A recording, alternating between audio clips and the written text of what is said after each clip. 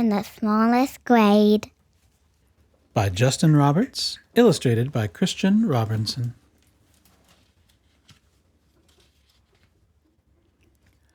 Hardly anyone noticed young Sally McCabe. She was the smallest girl in the smallest grade.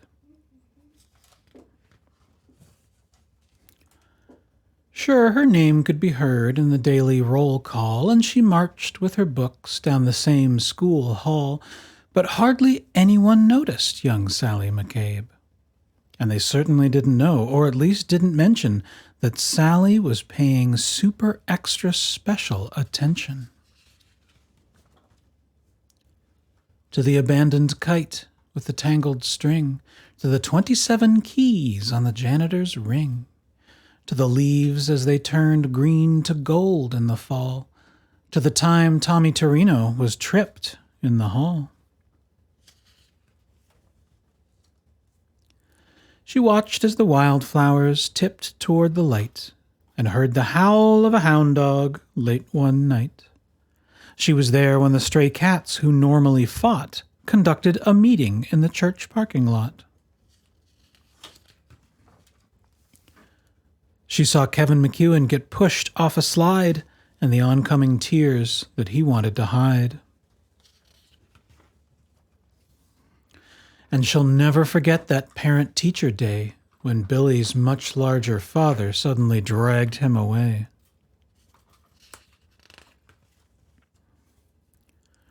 But through all the mean words and all the cold stares, no one even noticed that Sally was there, and they certainly didn't know, or at least didn't mention, that Sally was paying super extra special attention.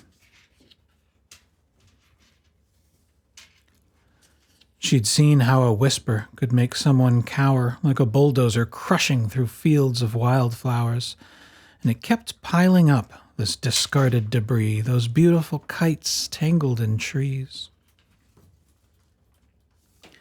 So on February 3rd at 11:29, Sally stepped straight out of the lunchroom line. She said, "I'm tired of seeing this terrible stuff. Stop hurting each other. This is enough." Now, a few laughed out loud or didn't care that there was some girl with her hand in the air. But then something super extra special happened that day as Howard O. Henry suddenly set down his tray. Like waves rolling in one after another, first Molly rose up, then Michael's twin brother. It was Tyrone and Terence, then Amanda and Paul, who pushed out their chairs and stretched their arms tall. From the friendly lunch lady with the dishes she carted, to that new third-grade teacher who had only recently started, yes, everyone there, even Principal Claire, had joined little Sally with their fingers in the air. And though hound dogs were destined to howl at night, and most stray cat meetings would end up as fights, and kites would continue to get stuck in trees, they all felt, for a moment, like the janitor's keys, fastened together with a heavy steel ring that held all the secrets to unlock everything.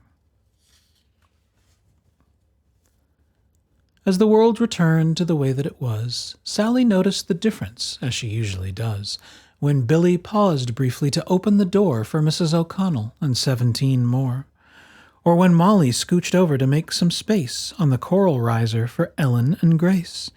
These moments that often get taken for granted, a wildflower appearing that no one had planted.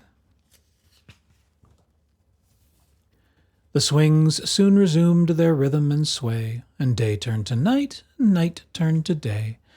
People remembered and would quite often mention that Sally had been paying super extra special attention, and how the world could transform and a change could be made by the smallest girl in the smallest grade.